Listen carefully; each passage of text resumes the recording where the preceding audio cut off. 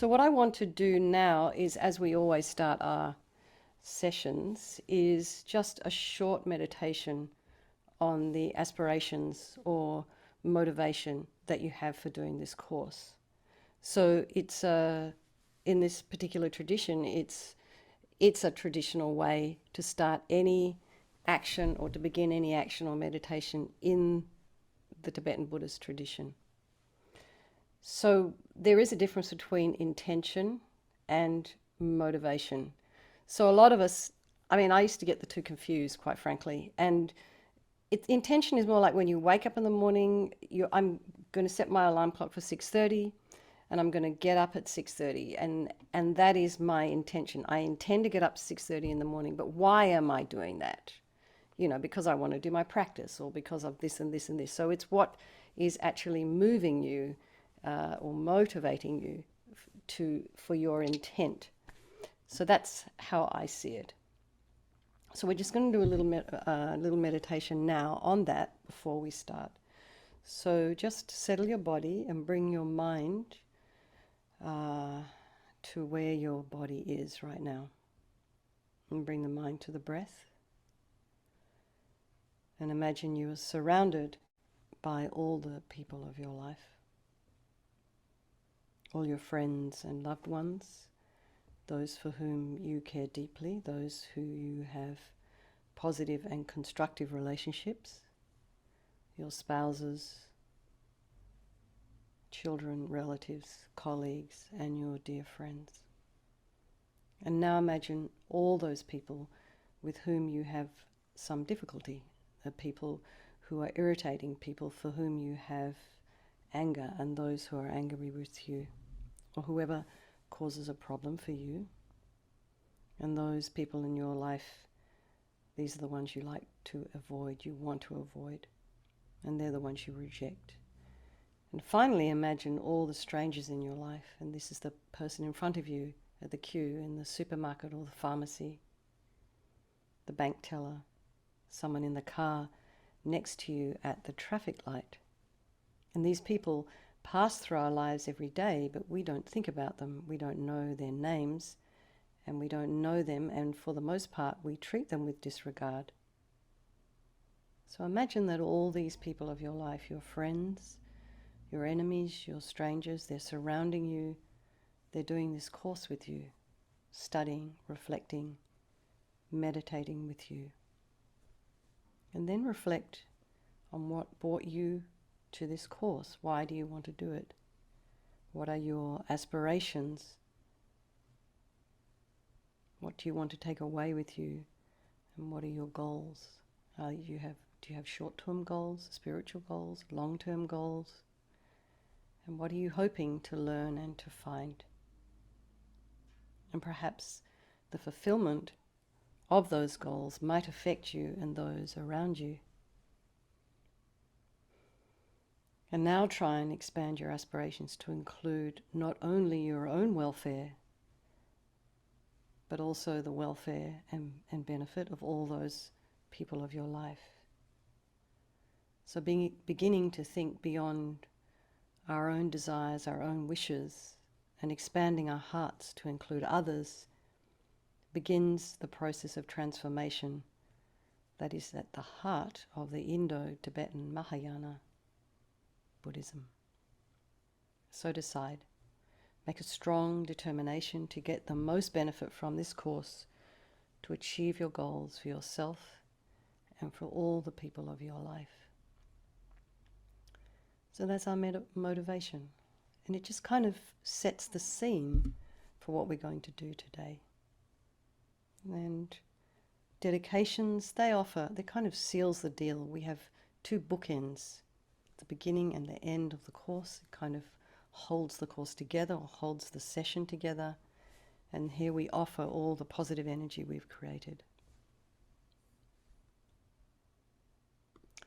So here's the course overview. It's 5 sessions. We'll be doing 4 sessions in May.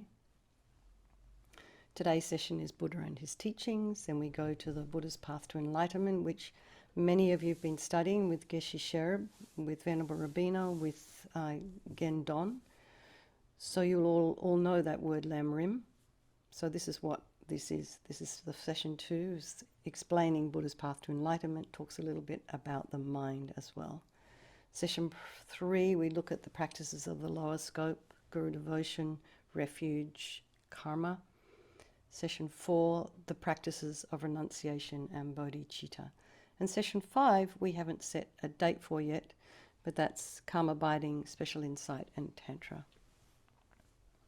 So the course, it's an entry-level course. It was developed by the FPMT Education Department, really just as sort of like a course for people who are just kind of very simply, very broadly looking for just some Buddhist principles. What is Buddhism about? Some little bit about philosophy, meditation.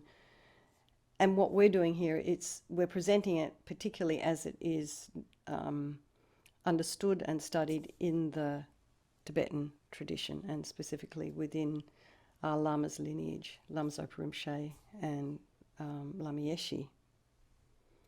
So the course is also about investigating the mind. So I always remember Venerable Rabina, when I was first becoming interested in this particular lineage, Venerable Rabina was of great inspiration to me, and I was just finishing off my master's degree in psychology. I was doing clinical psychology, and I heard her say, "Oh, Buddha is the supreme clinical psychologist." And I thought, oh. So this was very meaningful for me, because I didn't want there to be a separation between what I did in my work and when I came home at night, and what I did in my spiritual practice. So I found it extremely meaningful that somebody who was a nun was actually talking like this, and it made me extremely interested in Buddhism. I had already been studying in the Theravada tradition, the Vipassana courses, but then when Venerable Rabina started talking about this, it just kind of seemed to me another level of investigation. So I was very interested in, then became interested in this lineage, this tradition. So here we are, session 1, the Buddha and his teachings.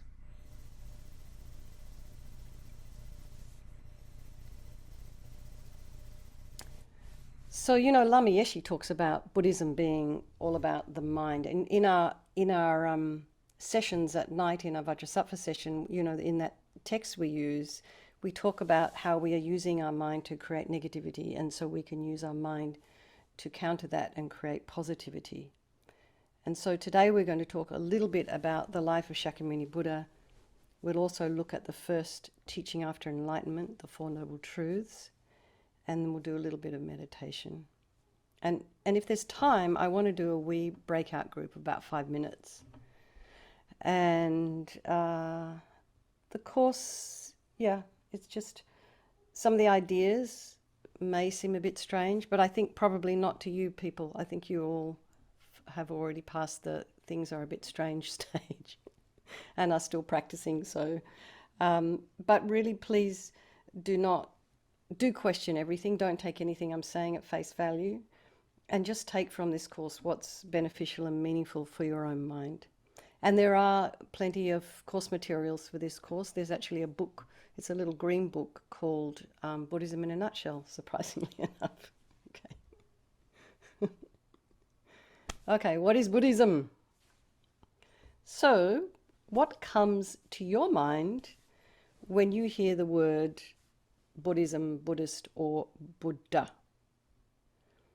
And I know for me, it was always it's a bit of a cliche, isn't it? Because every garden store you go to has a picture, has a statue, a stone statue of Buddha, or a head of Buddha, and Buddha's always kind of looking perfectly serene in his enlightenment posture, with his hand in the ground, the earth-touching mudra, and one hand, and the other hand holding the bowl full of nectar, and looking very, very peaceful. But honestly, if all of the Buddhists in the world were looking like that, nothing will get done. And I know, you all know Venerable Rabina, she's very fast. Lama Zopa Rinpoche never sleeps. His Holiness the Dalai Lama is 80 and still doing so many unbelievable projects. So it's a little bit different than we think. And I think this this idea of, you know, monks moving very slowly and walking around in orange robes and begging bowls at noon. It's kind of like it's very much a cliched image. It's what we think of when we think of Buddhism. We think of meditation, but it's more than that. It's much more than that.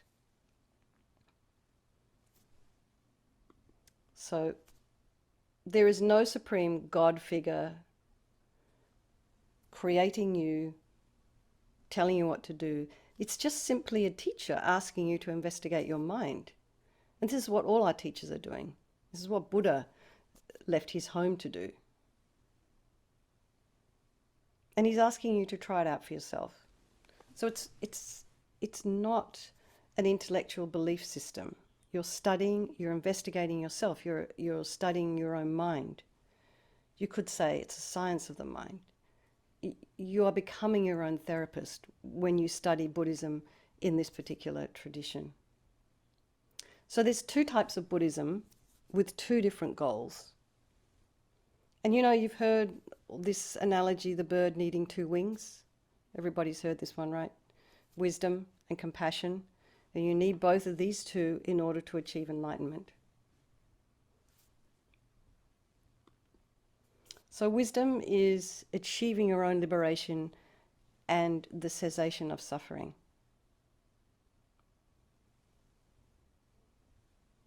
Buddha says, and the causes, and Buddha says we can get rid of suffering. This is what's so amazing. He says this in the Four Noble Trees, the first teaching. And then there is compassion, and this is becoming enlightened in order to help others.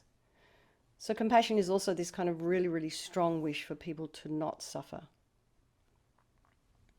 And in the Mahayana tradition, we have, like, it's even bigger. It's like great compassion.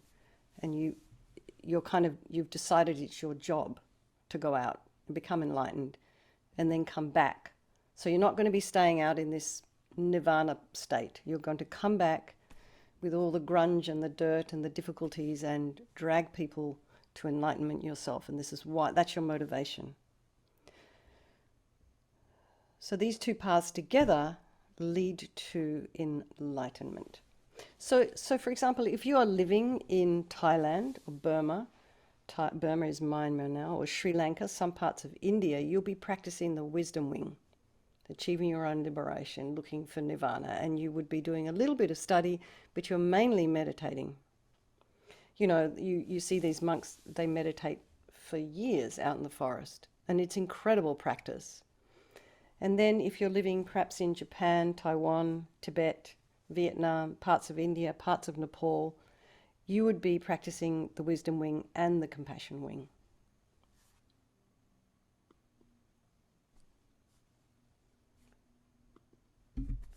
So let's just look at the word Buddha. So Bud, interestingly enough, implies the utter eradication of all delusion and negativities.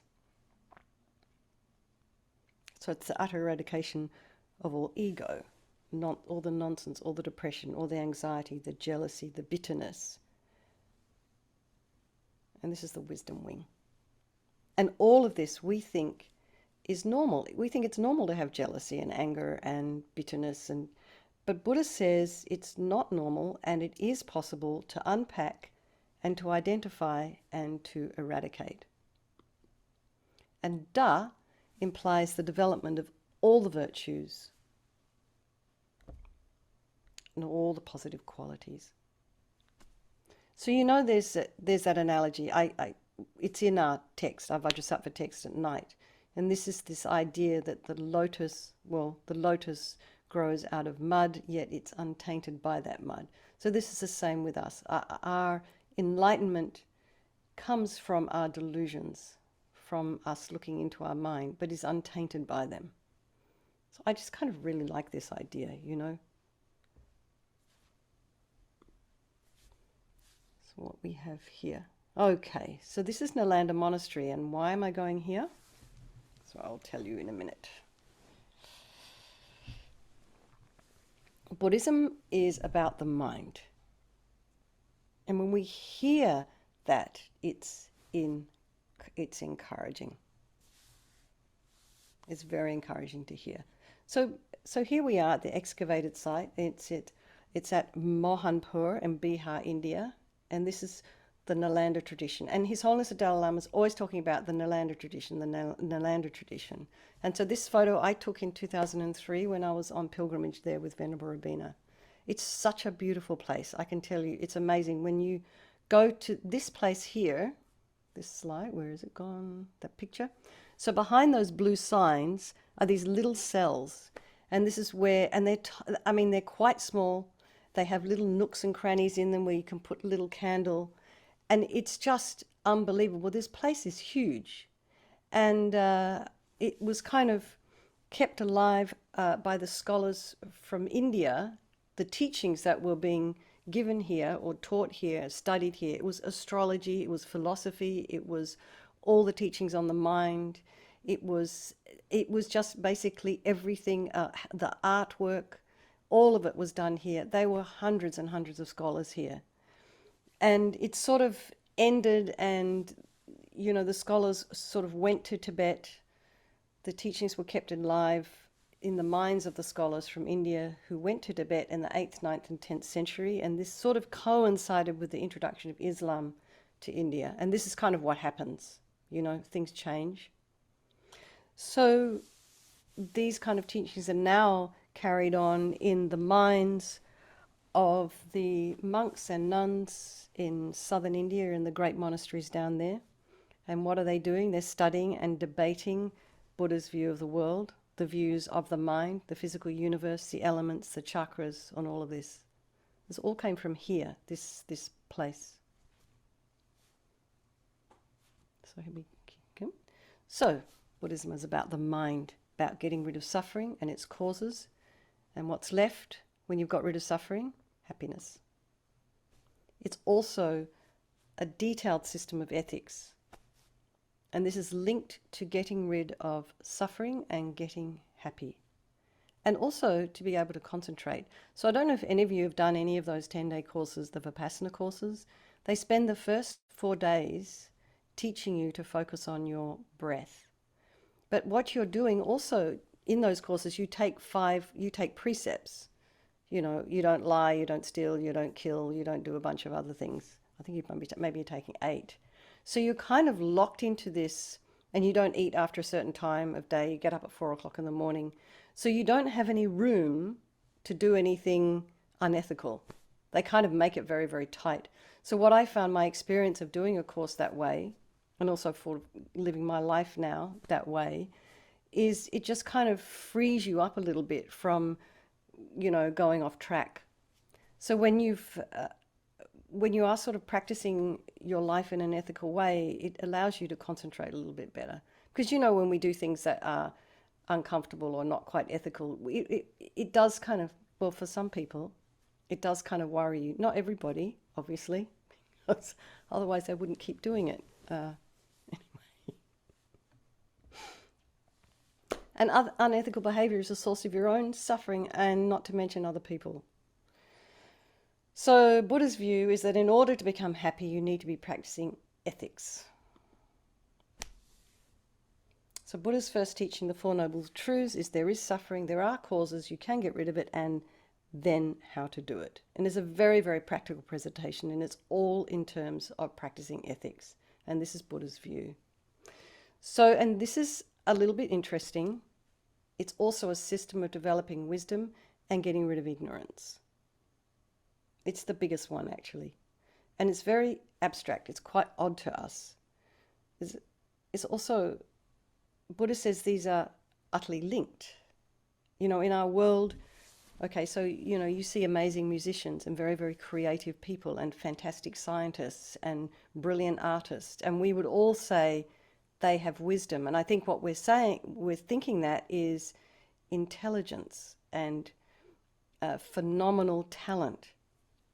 But we all know that those brilliant ones, the geniuses, the musicians, the scientists, they can be the best in the world, the best doctor in the world, the best surgeon in the world, and still go home and beat up their husband and their children, or have affairs, or misappropriate funds. And we don't think of wisdom as having anything to do with ethics or happiness. And this is how we, in our kind of Western culture. So Buddha would say you cannot separate wisdom from happiness, from good ethics. So Buddha essentially is saying we suffer because of deluded, neurotic, ignorant states of mind that cause us to behave unethically and harm others. And we suffer fundamentally because of ignorance. And this is these deluded ideas that come into our mind. And Buddha says ignorance is the starting point.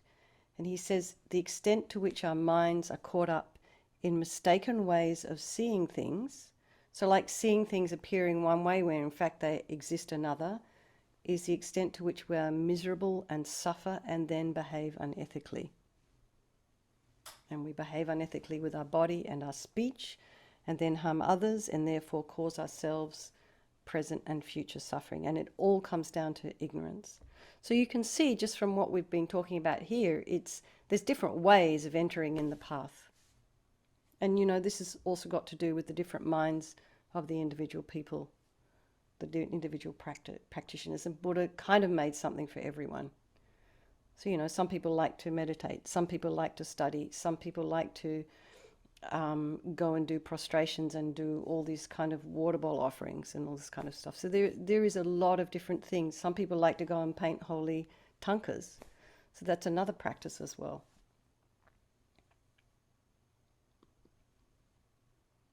So where did Buddhism come from? So we have this nice person, Shakyamuni Buddha.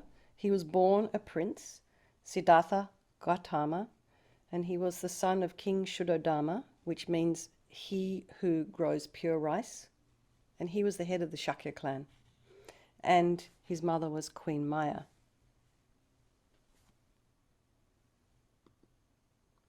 So when I was looking into this, so there's a lot of stories, very, very sweet stories about the Buddha. And a lot of them sound almost to me, well, I don't know, is it possible? Like the Buddha takes, as soon as he's born, he took 5 steps, 6 steps or something, and then lotus blossoms grew out of the ground. And I mean, it is possible. It's very, very nice. But I wanted to show you something very, very practical, because I can't show you that happened. But those texts are there. And there were some really, really extraordinary stories around Buddha's birth, around his life as a child, and how what was moving him towards this, the direction that he finally took. Because I can tell you, his father did not want him to do this path. His father was the king. He wanted his son to inherit the kingdom, and he wanted his son to run the country when he became too old to do it. So he basically just locked him up in the palace and didn't let him get access to anything that was old, sick, or dead.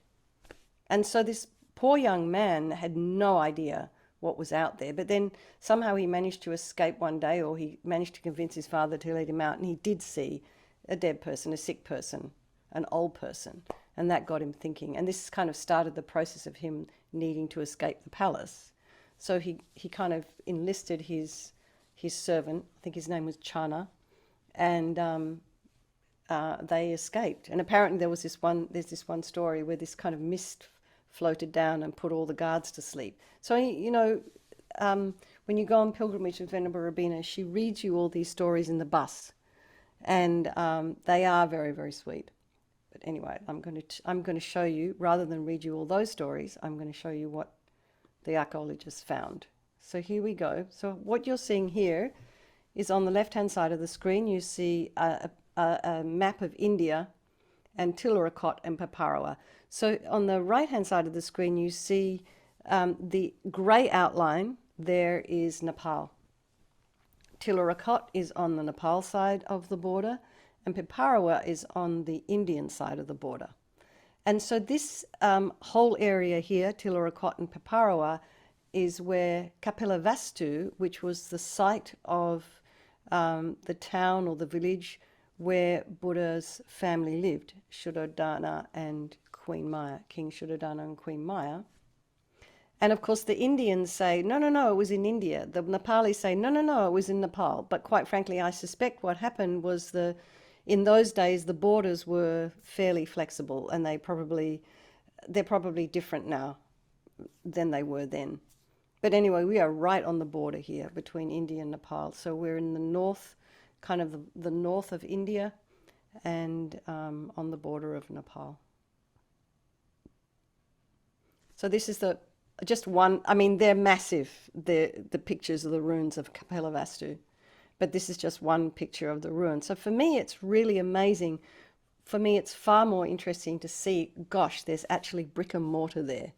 And they did trace it back to, they do say that this is where the palace was, where Buddha was brought up. So what happened, and the reason it wasn't discovered earlier than the British archaeologists, for of course Buddhism had started to die out because of the invasions that had come into India. The Brits turned up in the 1860s, and everything north of the Ganges River was tigers and snakes and mosquitoes and leeches and thick jungle and cobras and God knows what else, and nobody wanted to go there and investigate. But you know, the British, they're just kind of like tough, so they just decided they'd heard about Buddha, but it was just stories, you know, the stories that we all hear, and they just weren't sure whether he actually existed or not. But then they got some tips and they decided to go looking, and this is what they found. I mean, they forged their way through the forests, and despite all the hardships, this is what they came up with. So this is Lumbini, and this is the site of Buddha's birth. And again, Lumbini, as you can see, that grey line, that is the border between India and Nepal. And Lumbini is right on the border. It's when you're traveling by bus or car between India and Nepal, this is where that's what the passport checkpoint is.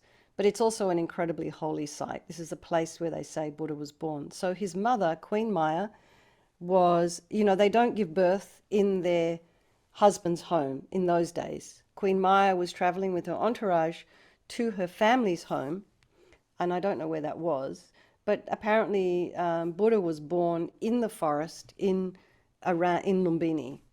And so this pillar you can see on the right side, the British heard about this pillar, and again they had to kind of make their way through the forest. And it's not, I'm sorry, it's not a forest, it's a jungle. So if you know anything about India, it's hot and wet, and I mean, it's difficult. There's lots of plants. There's probably poisonous plants as well. But anyway, they found this pillar, and this pillar was supposed to have been placed where Buddha was actually born. And again, you see, when you go to Nepal, you see everybody riding around on motorbikes saying Buddha was born in Nepal. And when you in India, it's no, Buddha was born here in India. So there's that thing going on between the two countries.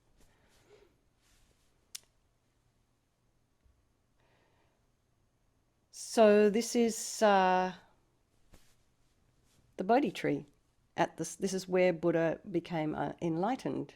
This is actually a cousin of the Bodhi Tree. It's a relative. It's not the actual same one. But you know, it's pretty close, and it's the same spot. That's for sure. And when you go to Bogaya, so you see this is the Burmese pilgrimage group, and those elephants are made out of flowers. So I took this photo when I was there doing a retreat. I think last time I was there, maybe it was 17 or 18, 2017 or 2018, I can't remember, 16. But it's this certain time of a year where all these pilgrims come, and you can hardly get a place to put your prostration board down.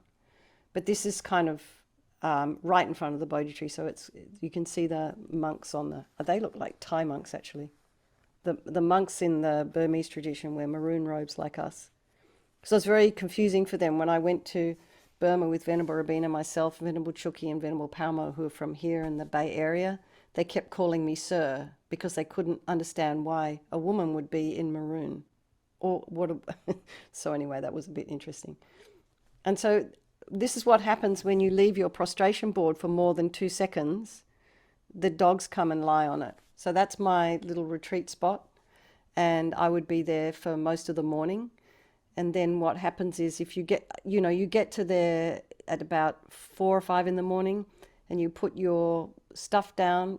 At nighttime, you kind of cover it up with a piece of tarp because it's so wet there. It's sort of, there's so much condensation at nighttime, everything gets wet. So you cover all your things up with a piece of tarp. There's security guards there. There's about 500 cameras there. They've got security, the most amazing security I have ever seen. And particularly for India, when you go in there, they have every single corner of that stupa area covered.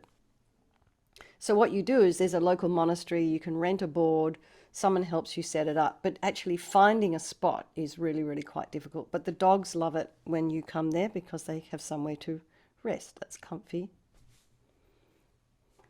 And this is what you'll see mostly when you go to Bogaya Stupa. People go do their prostration retreats there. So what these monks here are doing, their 100,000 prostrations. And it takes several months to do it for a normal person. But apparently Lama Lundrup, who was the abbot of Katy Monastery for many years, he did it in apparently 2 weeks. So he must have been extremely fit. And there it is again. That's just... And there's actually a replica of this stupa being built in Land of Medicine Buddha right now. Okay, so Buddha came out of these really, really incredible Hindu systems. These amazing Indians who, and I'm just gonna take myself off here a bit. I'm gonna stop share for a minute so I can see you. There you are. Now I can see you. Hang on 1 second. There you are. Now I can see you. So these amazing Indians who more than 3,000 years ago were the ones who began the investigation into the nature of the self. So they were the philosophers, the yogis and the meditators and the spiritual practitioners. And it was a rich and unbelievable place back then. And I'm not that I've been there, but it still is an incredibly rich and wonderful place. I mean, there's ashrams everywhere. There's people meditating. There's yoga retreats. It's a kind of an extraordinary place, and it's very busy. And so this idea of studying in the monastic university system, the nature of the universe, the nature of the mind, it's not new. It evolved from this Indian system. So this Nalanda Monastery, this university, is kind of, I think, probably what those great universities were modeled on. So Buddha didn't kind of reject his teacher's ideas. He sort of went as far as he could go, looking into the meaning of life, looking into the meaning of reality, looking into getting rid of suffering to find happiness. And he just said, look, I don't think you guys have gone far enough. And I think that's where he diverged off into his own direction, specifically in relation to how things actually exist. So he was really interested in this.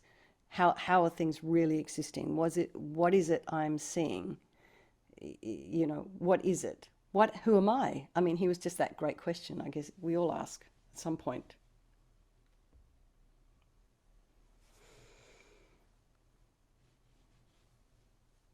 So Buddhism didn't just pop out of anywhere, and Buddha didn't just make it up. So it just evolved from these marvelous thinkers, these yogis, these scholars. So I'm going to go back to screen share again. Oopsie.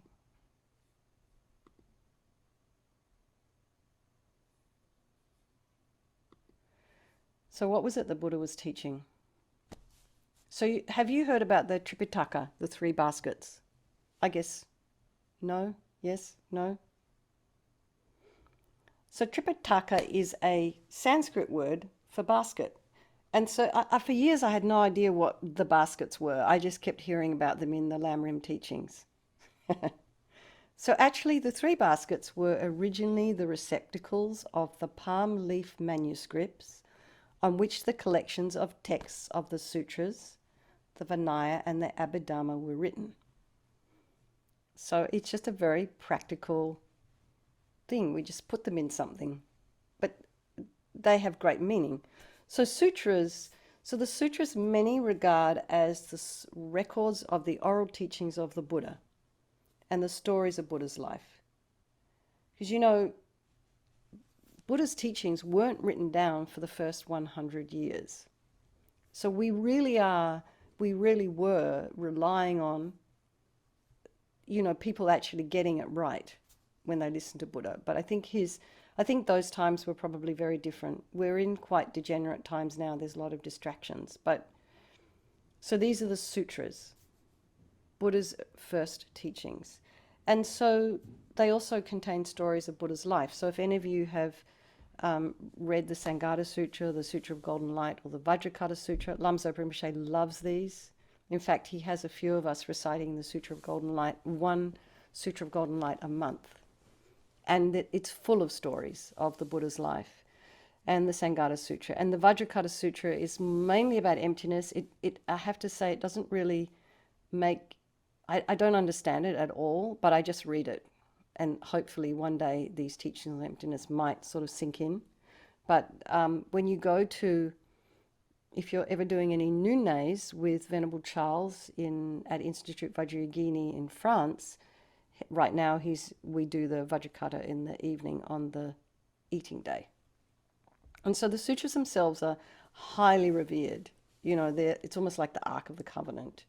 And so when I was in Nepal, I think a few years ago, Venerable Rabina was taking a group of people up to Laudo. And I'd heard that the Prajnaparamita Sutra, have you all heard of the Prajnaparamita Sutra, the Heart Sutra? So the Heart Sutra is the kind of the short version. The Prajnaparamita is the kind of the long version. And so I'd heard that the Prajnaparamita Sutra was in Nepal. And I'm like, what? I thought it would be, actually I didn't know where I thought it would be. And in fact, I didn't even know if it existed, the original one. But apparently down in downtown Kathmandu, Tamil, which is kind of dirty, dusty business district. It's where you go, all the tourists go shopping. It's where there's a bunch of really cheap hotels are. And down this little street is a temple, and it's a Nawari temple, which is kind of the Nepal version of Buddhism. So it's part Hindu, part Nawari. And so in how it is in Nepal is that the families are assigned the job, certain families are assigned the job to be caretakers of certain temples. So this one particular family are caretakers of this particular temple, and it also contains the Prajnaparamita Sutra. This sutra is regarded as being so precious that there's about 6 or 7 family members, so you have to go there sort of the day before and organize for all the family members to come with their own individual keys to unlock. It's like 7 locks to get into the Prajnaparamita Sutra, and this prevents it from being stolen or sold or somehow going missing. So that's how seriously they take their jobs. So you organize for all these guys to turn up on their motorcycles, then they have to do it early in the morning because they're on their way to work. They unlock the sutras, and then you can see them and get blessings by them. It was quite magical, I have to say. So it was very, very interesting to do that. And so the Vinaya is basically it's just the rules and procedures that govern the monastic community. So it's more about monk and nun business. And the Abhidhamma is more detailed and technical, carefully defined, and maybe perhaps a commentary on the sutras. And it's a theoretical counterpart to the Buddhist practice of meditation. And so the Abhidhamma is also studied and practiced in the great monastic universities. So all our monks up at Kopan Monastery, the nuns at Kopan Monastery, they're all studying Abhidhamma. I think it's quite a difficult set of teachings. So then there's the 3 vehicles. So there's the Theravada tradition or the Pali tradition, the Mahayana tradition, and the Vajrayana tradition. So you can see again, Pali tradition is the wisdom wing, Mahayana and Vajrayana are the compassion wing, and Yana means vehicle. So why call it vehicle? So it's basically what they call, or what they say is a means to carry people from suffering through to enlightenment. That's what a yana is, a vehicle. Yana is Sanskrit for vehicle. Vehicle is English for that. And I'm calling it the Pali tradition rather than Theravada because I think His Holiness has suggested that that's the way we need to do it right now.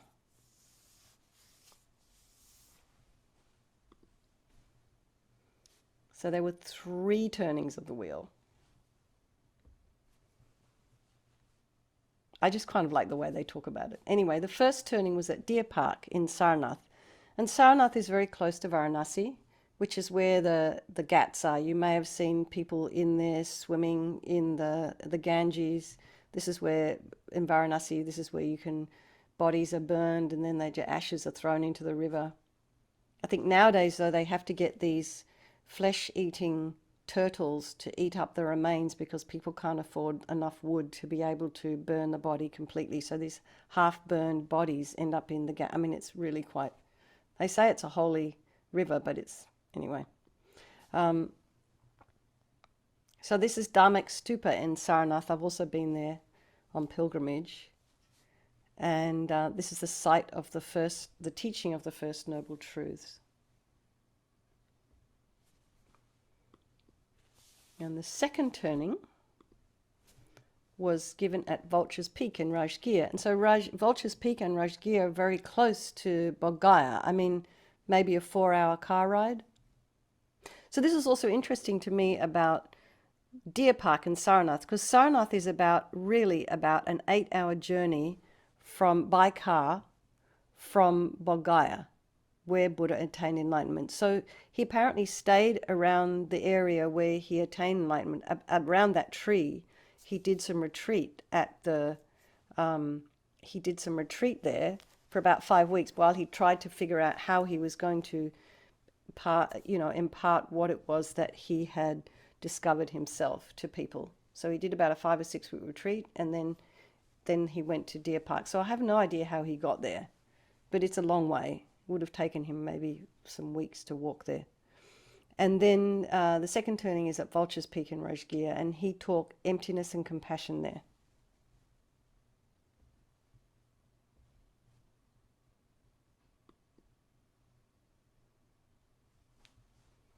So you can see it's quite small, right? And they say that what you can see on the left-hand side of the picture is a vulture with its wings closed. So that spot there, where is that square brick, is apparently where Buddha taught teachings on Prajnaparamita Sutra. And so when we go there on pilgrimage, it's really hard to get a spot there. I mean, it's empty now, but often you go there in pilgrimage season and it's just absolutely chock-a-block packed, and everybody's wanting to take refuge. They want to recite the sutra. There's the Chinese, the Vietnamese, us, and I mean, it's quite busy. So, it talks about in the Heart Sutra, you probably remember how it talks about how many people were there. And then Venerable Rabina asked Geshe-la, as our Geshe here in San Francisco, Geshe Dakpa, so where did all the people sit? And he goes, up in the sky, of course. Geshe-la is a very practical, down-to-earth person, so I don't know if he was just joking or whatever, but anyway. And the third turning is sort of more detailed explanations of the first two turnings, and it's sort of involved... Tibetan Buddhist Tantra is said to be associated with this part of the turnings, and the associated texts. So there's not very much information about when the third turning happened, but they said probably a little bit after the second turning, and they're not terribly sure where. So not much information about that. So this is... Getting happiness and stopping suffering is basically the Four Noble Truths. The 4 facts for the Noble Ones. I've heard it being spoken of this way. I've seen it actually I saw that spoken like that in Wikipedia, and I've heard Venerable Rabina talk about this recently. It's sort of really facts for the people who know the truths. She calls them facts. So the first one, there is suffering.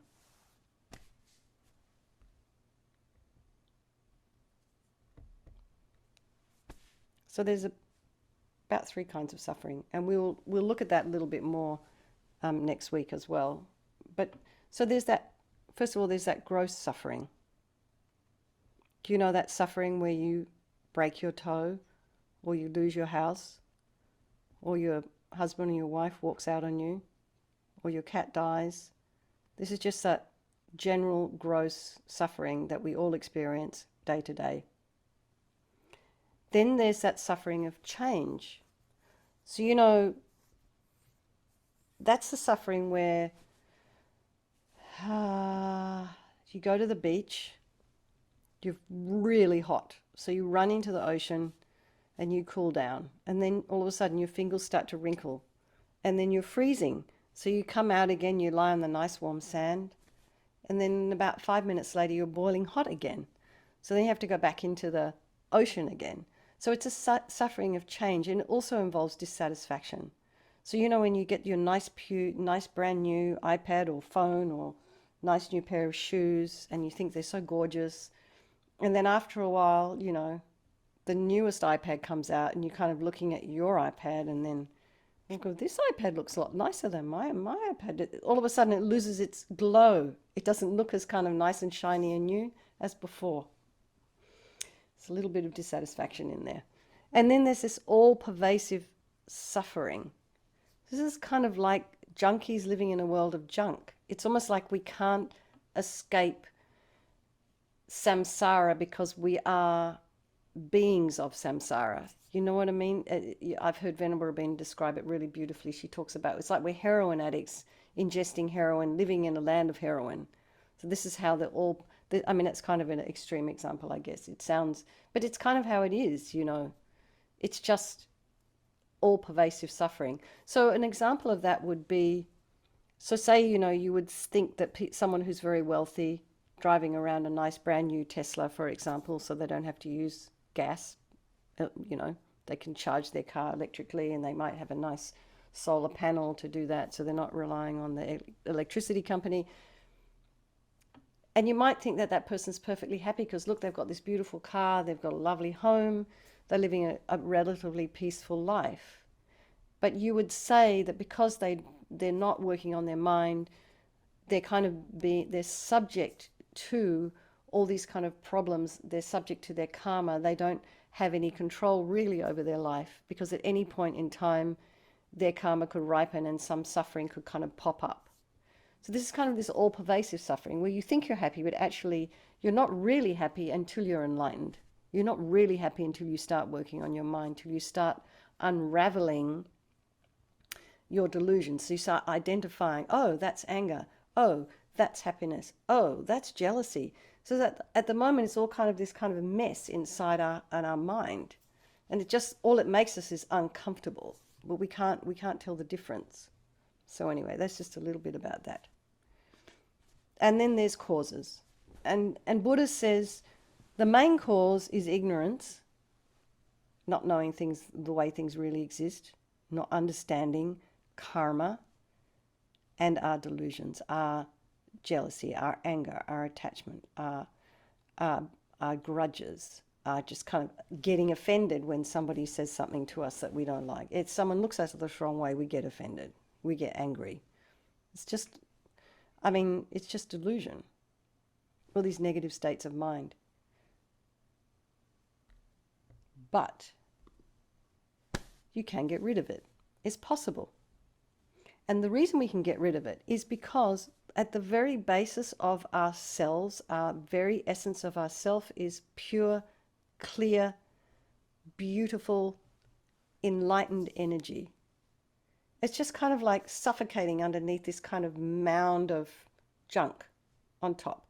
So what we have to do is somehow dig around and get rid of the layers and layers and layers of junk. And that's what we're doing at night time in the Vajrasattva practice, which is kind of every night sweeping it away, sweeping it away, sweeping it away, so then it doesn't ripen as this kind of negative suffering for us in the future. But as you know, we all know, those of us who have been doing it, we've been doing it for over a year. It's just a slow process, and we have to be patient and we have to be humble. And then there's how to do it. Well, that's the practices that we're doing. And how to do it is kind of taught differently according to who is your teacher. You know, you ask Lamzap Rinpoche for a life practice, watch out, as some people here may already know, you know. And Rinpoche will give you 400,000 of this and 500,000 of that. And I mean, he can, because Rinpoche can see your past, he can see your future and knows what's the most beneficial thing for your mind at the present time, and he'll give you what he thinks is best for you to do in order to kind of get to where you need to go. So you need, and we'll come to this next time, you do need to have a valid teacher on this path if you are going to get rid of suffering and become enlightened or go towards it.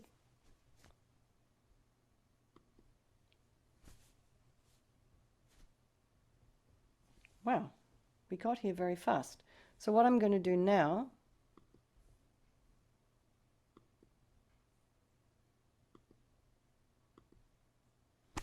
what I want to do is just open up for a little bit of questions, because we do have a little bit of time.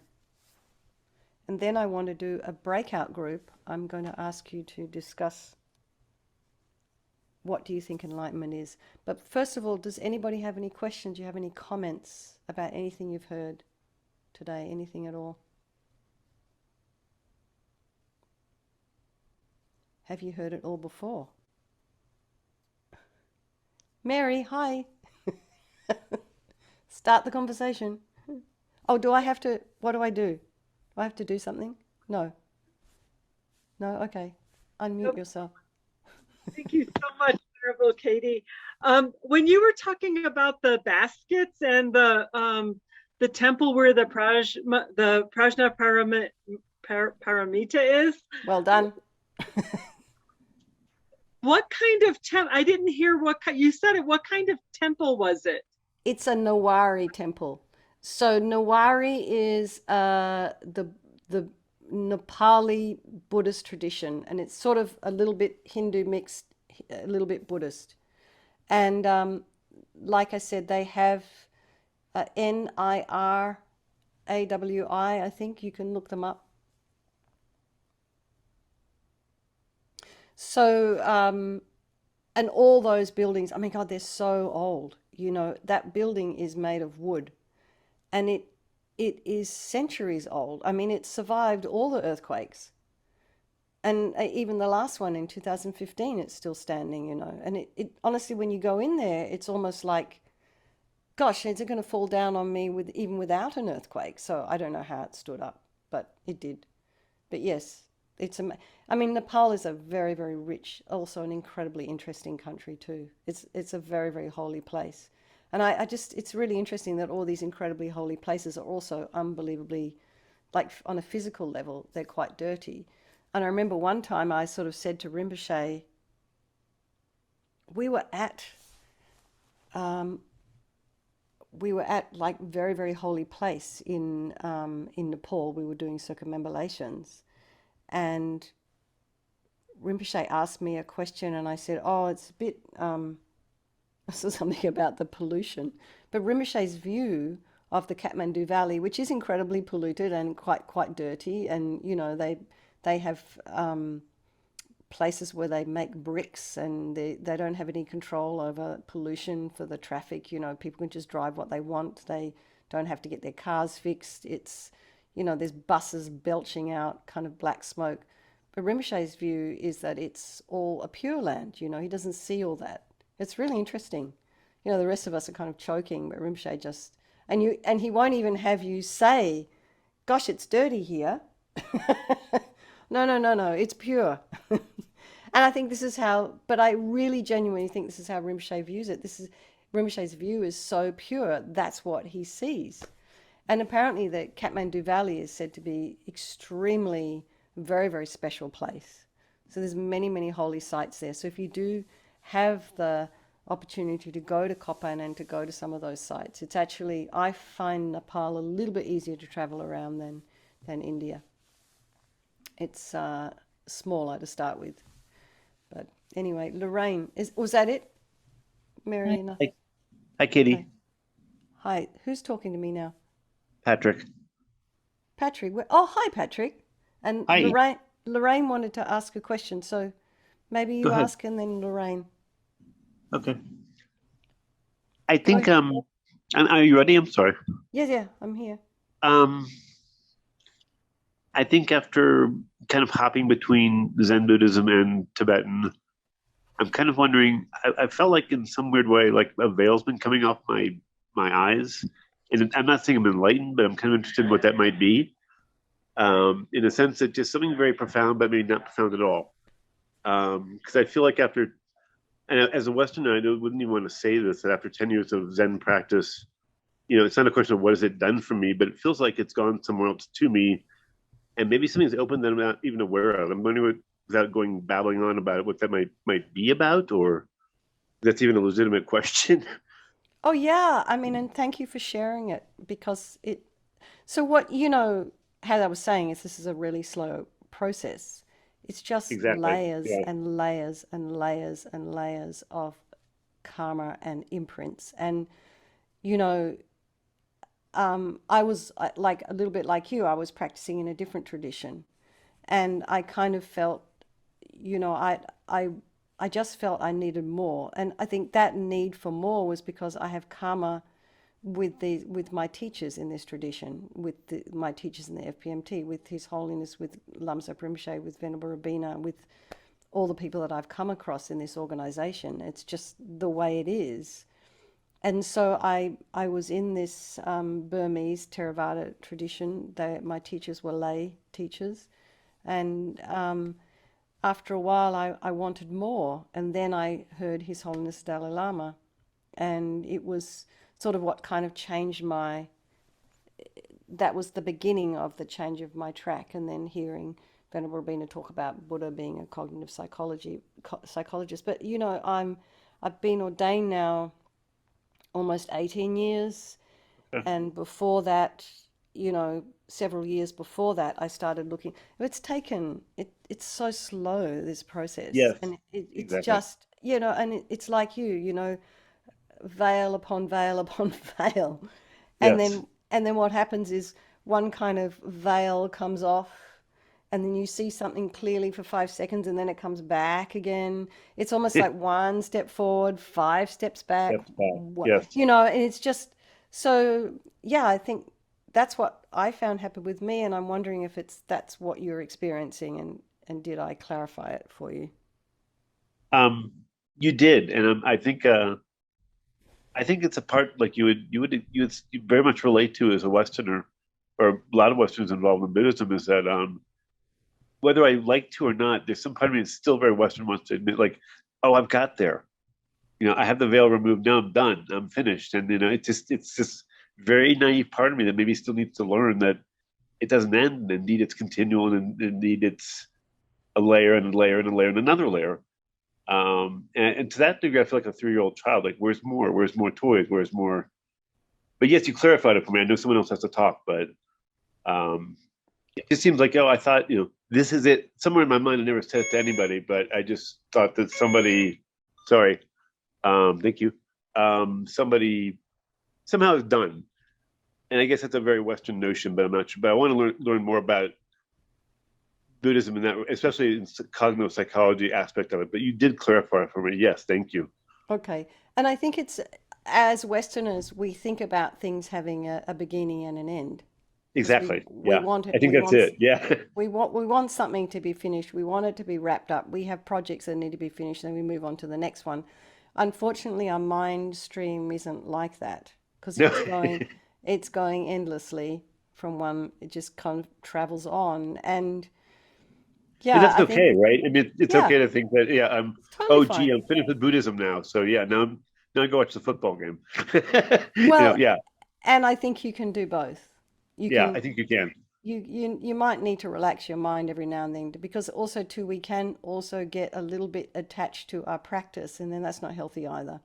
So Exactly. you need to sort of, it's that whole story of Buddha, and he after he some young girl offered him a bowl of rice because he nearly starved himself to death thinking he was going to do all these ascetic practices and trying to get enlightened. It didn't work. And then she turns up with a bowl of rice, and he also at the same time sees a musician and his student floating down the river, and he just says, if the bow is too loose, it won't play. If it's too tight, it's going to break. So Yes. you have to just somewhere in the middle. And then when you do make progress, pat yourself on the back and rejoice at your progress. And then just relax, and the next thing will appear.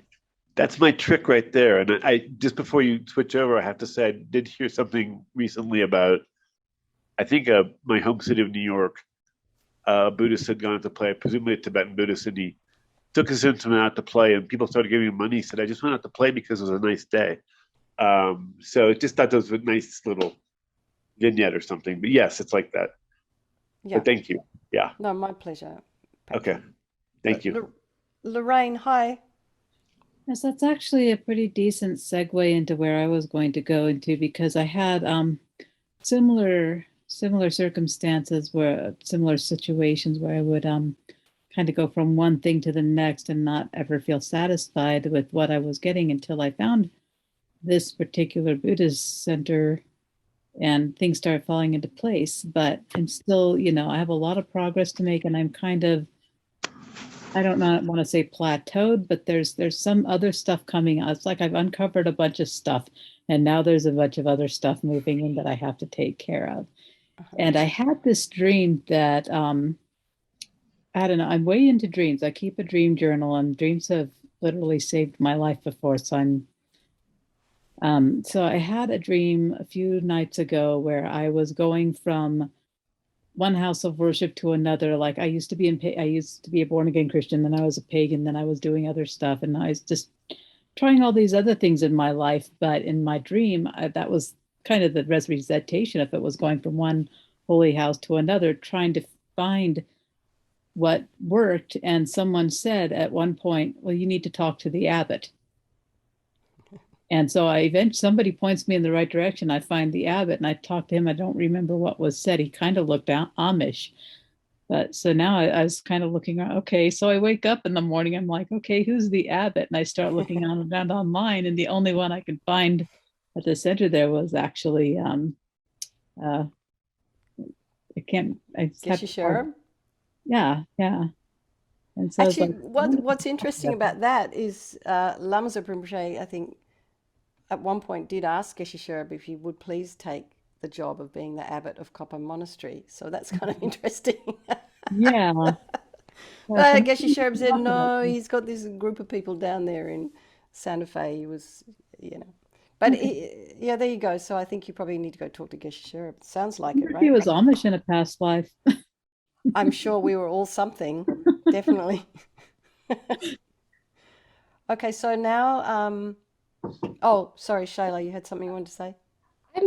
I I guess I'm a little confused. I thought that there were 4 turnings. I mean, where did you hear that? I mean, I can check it up. Yeah. I mean, I check it out, but it's really, I think I did see that somewhere when I was doing the research, but we basically are talking about 3. They're not entirely sure, I think. If you, When I was at Root Institute, I saw that large statue of Maitreya there, and I was told that his coming was the 5th turning of the wheel. Ah, okay. So I don't know if that was, but yeah, so I was a little confused. I can check that out. But there's definitely those 3. The 4th turning probably was more to do with Tantra. Oh, okay. But Right. they still say the 3rd turning was also to do with Tibetan Buddhist Tantra. So I couldn't find terribly much about it, and maybe I need to be involved in some university or something for it. But it's not. You can do a little bit of research online if you want, and if you do find something out, please let me know. I'd be very interested to know. Absolutely, I'll look into it. Yeah, have a look into it, because I think when I was doing this, I did also read something that they were saying, well, some people say there was a 4th turning, but I'm not, I didn't find terribly much information about it. It's sort of the 1st and the 2nd turnings are quite clear, but the 3rd turning is a little bit, they can't really say when it took place, where it took place. So I suspect Buddha was teaching a commentary all over the place. I suspect that's what happened. This is what our teachers do. They travel around and they teach. So you can't pinpoint, any particular place. Where did Rinpoche teach that? Where did His Holiness teach that? It's probably the same. Maybe it hasn't changed that much over time. Okay, anyway, thanks for asking that question. So Thank I you. think I'd like to move on now. Mary, did you have something to say? You just, no? Okay. If everyone's okay, we're just going to go into the 7-point posture that's laid out in the lamrim. And I do go through it every night in our Vajrasattva practice, but it's part of the course, so I'm going to show it to you. All right, where am I? Share screen again. All right, here we are. Here's our 7-point posture. So, and the reason they lay it out this way is so all our chakras and our channels and our body can be in a nice position, the best possible position we can be in to be able to meditate, to be able to focus the mind. And you can get to extremely subtle levels of the mind, and they say this is a good position to be in order to allow that to happen. So again, the legs. We always start with the legs. And because a lot of us now are sitting at a desk with our feet down on the ground, I also talk about having the feet down, but generally what they mean about this in the text is that you're sitting with both feet over the opposite thigh in the full Vajra posture. And as for any of us who've done yoga, that's actually quite a hard thing to achieve. And as we get older, it gets more difficult.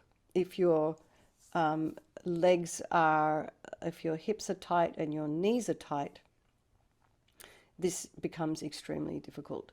His Holiness Dalai Lama said, you can put both feet over the opposite thigh, for about 1 or 2 seconds. It creates the cause for you to be able to do it in another life, apparently. But also, if you are able to do it, and please don't try this and hurt yourself, because it's quite difficult on the body if you're not used to doing this kind of thing, or if you're not flexible.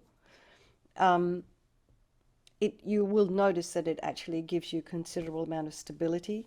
So that one reason to sit like this is so you don't fall over or you don't fall asleep while you're in deep meditation.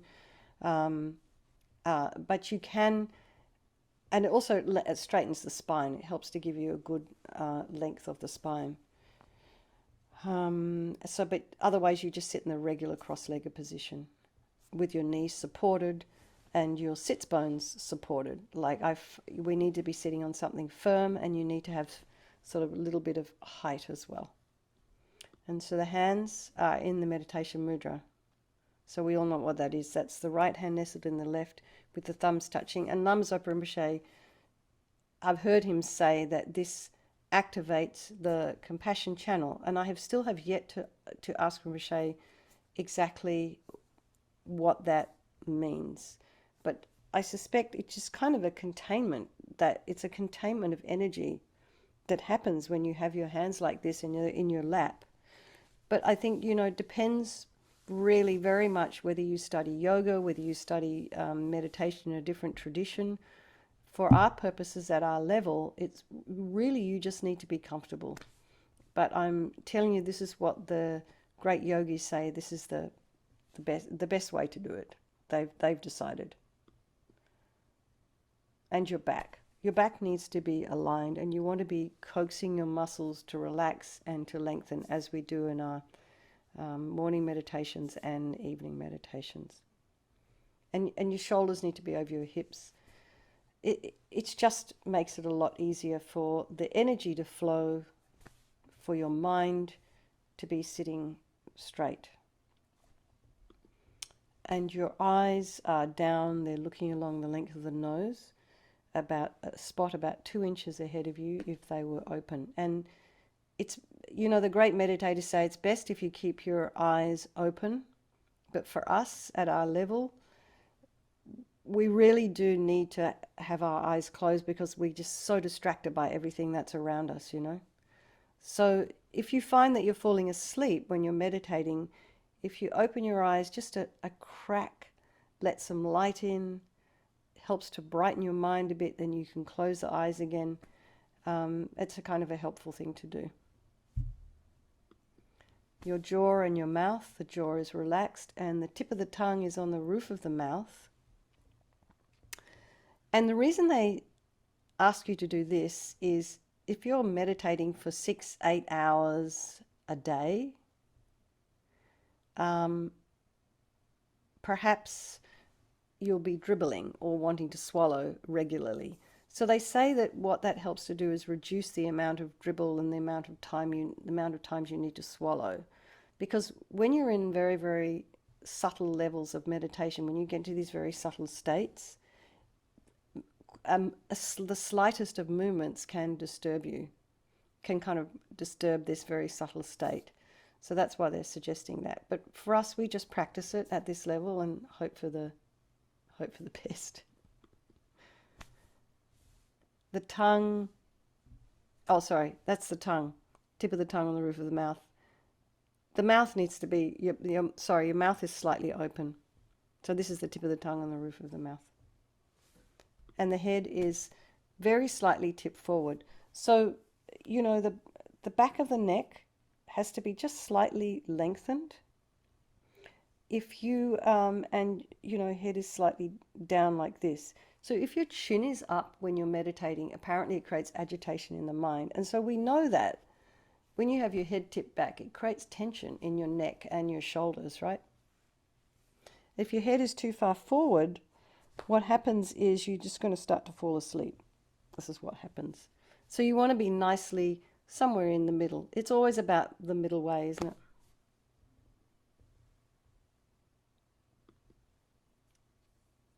Okay, I have 2 chats here. Okay, has to do something for her mum. Sorry. Okay. Lorraine has her hand up, so I'm just wondering. No, okay. Okay, so now I'm going to ask you again. Tell me what you would like to do. We're at 17 minutes past the hour. I have a question, or I mean, not a question, Katy. With all respect, it's Patrick again. Hi, Patrick. Hi. I joined late, so I apologize if I'm coming in too awkwardly. No. What I remember when you mentioned about head being not so you fall forward when if you fall asleep, not when. I had a lovely relative come to visit me at Apaya a long time ago, and I was sitting next to him. I didn't know there's even an etiquette. He started to fall forward, his head heading towards the wall, and he caught himself. But in future, this is very practical. If that ever happens, is it proper to tell someone, instruct them better before they start to meditate, just so that ever happens if one of my relatives wants to try, for example? Or am I off topic? No, definitely. If someone's asking you for assistance, I mean, if you're in a meditation group and you see one of your fellow meditators doing that, I wouldn't interfere because it's exactly it would be the teacher's job to do that. But if you have a relative that's come to visit you and they wanted to try out meditation, you definitely give them this list of how to sit for sure. Yeah. Because it will help them from the get-go. Yeah, definitely. Okay, thank you. That's a very quick question. Go ahead. I'm just kind of listening in since I came in late. So yes. My pleasure. No worries. So, okay, people, would you like to do a short meditation or would you like to do a breakout group? You want to do meditation? Everyone's meditation. Going to do meditation. I want to do meditation. Meditation. All right then. What shall we do? Anyone have any favorite things that they would like to do? No, not right now. Just meditate. Yeah. Clear light mind. Which one? Right. Clear light mind. Light mind. You mean Clear light mind. Yeah. Body of light? That one? Yeah. Mary? She loves chanting. When you chant any of the mantras like the Tara or meditation. Okay. We haven't got enough time, really. Oh. All right. I know what we can do. Okay. So let's just, we'll do Shakyamuni Buddha because that's where we are today. All right. Let's do it. Okay. So everyone, Patrick, would you mind muting yourself, please? There we go. All right. So now let's just practice that 7-point posture. Feet, if you are sitting at a desk and your feet are down, have them on a little cushion. Make sure they're parallel. Your knees are parallel.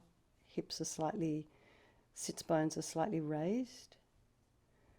And if you are sitting in the regular cross-legged position, You can have something underneath either knee if your hips are tight and your knees are sore. Hands in the meditation mudra. And imagine your spine is a string of pearls of light stretching from the base all the way up through the crown of the head. And you can imagine someone's above you or behind you, very gently lengthening your spine.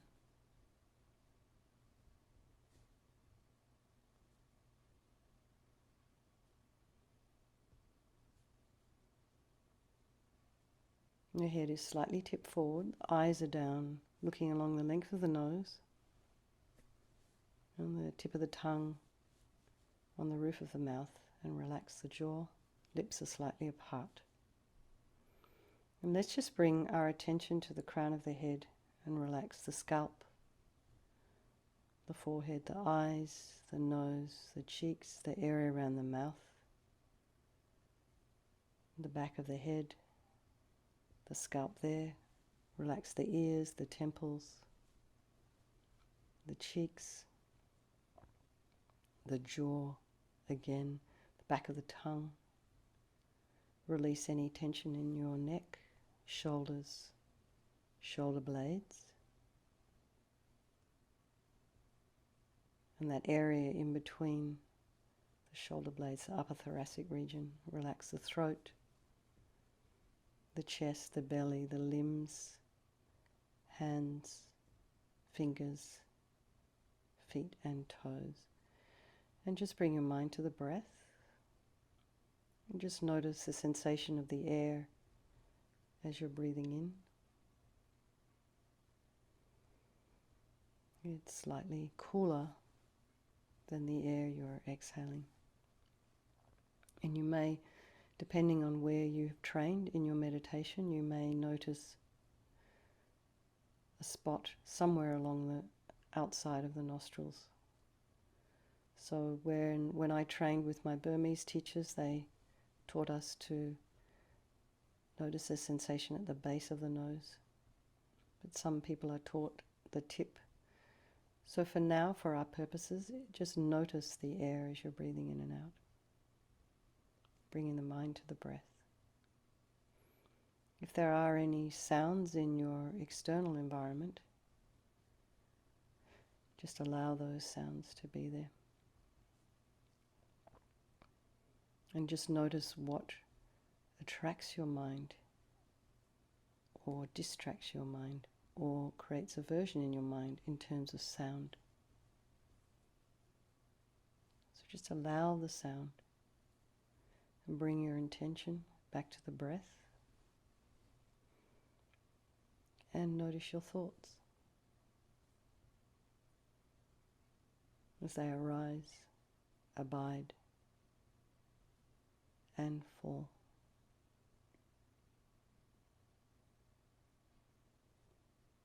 And try not to engage with your thoughts.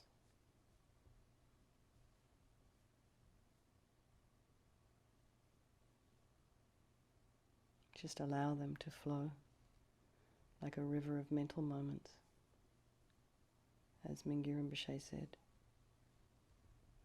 If you're in the river, you are not free from it. So just be sitting on the bank of the river, watching the river flow by, watching your thoughts.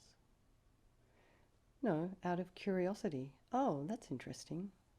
So without judgment, without criticism, without expectation, just keep bringing the mind back to the breath.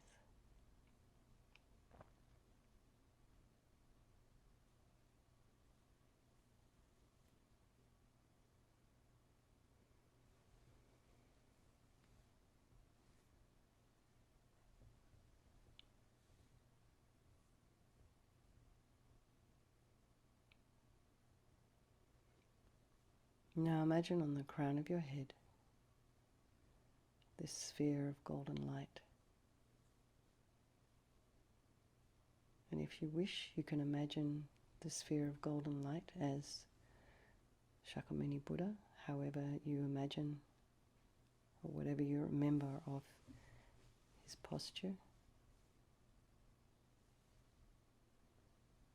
Beautiful face, long earlobes, lotus-like eyes, looking at you and all the people of your life with love, no judgment. He's wearing the saffron robes of a monk. His hand is in the earth-touching mudra, that is the right hand resting on the left knee, and his fingers touching the cushion he's sitting on. His left hand is holding a bowl filled of nectar, which is the medicine for curing all of our negative minds, all our illnesses, our negative karma. And you can imagine that white light, purifying light and golden light pour from Buddha's heart into your heart, your body, filling you completely. So you're filled with this white light. We'll do the white light first. This is a purification.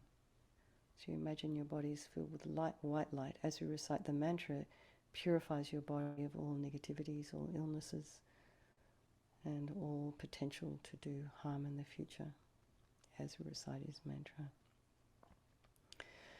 Odaya Dao Muni Muni Ma Munaye Soha Taya Dao Muni Muni Ma Munaye Soha Taya Dao Muni Muni Ma Munaye Soha.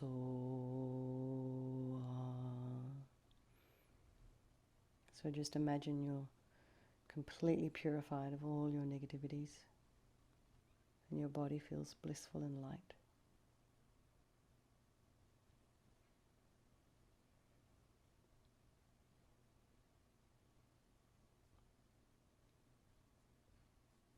Now imagine Buddha sends from his heart to your heart golden light, and this fills you with all the enlightened qualities of Buddha's mind.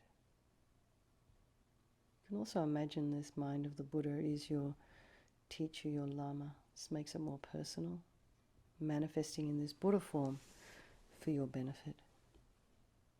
So filling you with all the qualities, the enlightened qualities, the ability to heal, the ability to help, clairvoyance, intelligence, wisdom, compassion, kindness. As we recite the mantra, all these qualities are filling you.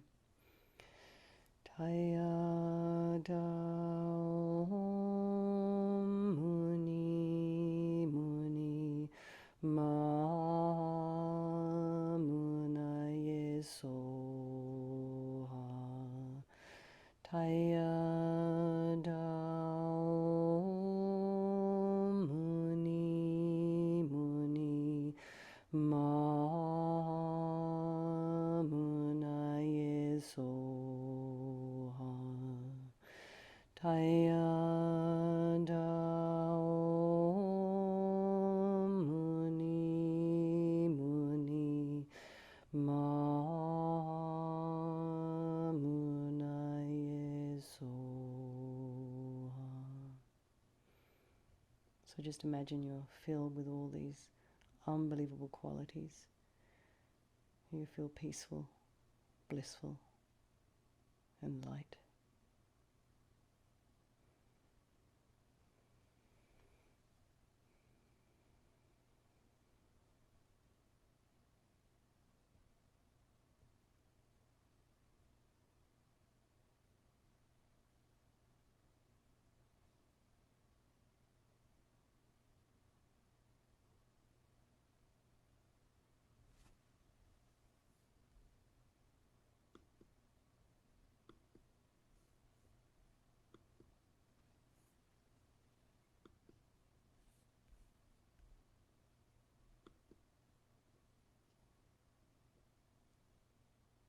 everybody just relax.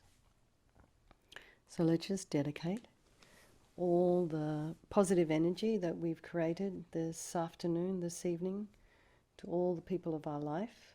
It's been a long session, an hour and a half, so I thank you all very, very much for your attention, for your questions, for your comments. It's very, very nice to have people interacting, so thank you very much for your interest.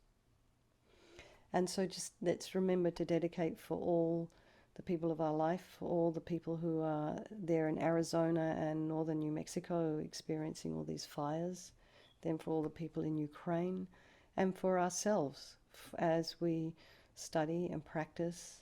All of this is tremendously purifying. So what we did tonight is partly purification, partly creating merit. And we need merit to even be able to be interested in practicing the Dharma. So wonderful. Thank you so very much for coming. Thank you, Lou. And so next week, the Buddha's Path to Enlightenment. Thursday, May 12th, 7 to 8:30 p.m. Mountain Time. So I look forward to seeing you all then. And for some of you, you're all very welcome. We're doing Vajrasattva in half an hour. So I'm going to run off and have something to drink and a bite to eat. And I will see you at what time your time? 9 o'clock, right? Yes, 9. 9 o'clock your time. Okay. Thank you. Thank you, Lou. Thank you very much for hosting. Thanks, Mary and everybody. And I will see you soon. Thanks, Jay, for coming in from Australia. And thank you, Patrick, for coming in from New York. And thank you, everybody else. I will see you very, very soon. Thank you, Vanna.